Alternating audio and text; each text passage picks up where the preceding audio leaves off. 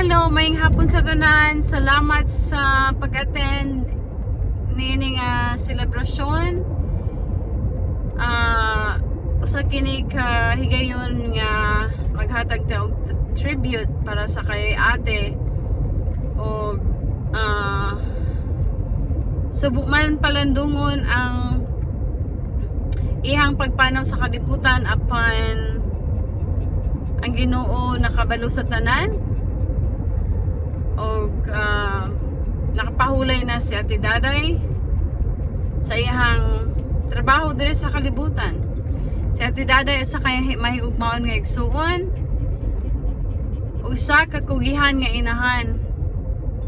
Iyang gi-focus iyahang kasing-kasing sa ministry, sa mga bata, sa young people, sa adults, bisan unsa-unsa na lang. Bisag walay budget, walay kwarta. Sa iyang ministry, walay kwarta hay. Nakita na ko iyang kasing-kasing sa pagmahal, iyang pagmahal diya sa Ginoo. O hinaot nga kana makahatag na tog encouragement nga wala na siya apan ang iyang legacy nagapadayon. Salamat sa tanan nga titambong. Salamat sa inyong pagduyog kanamo. Ug kana lang ug mayong udto sa inyo tanan. God bless. Bye-bye.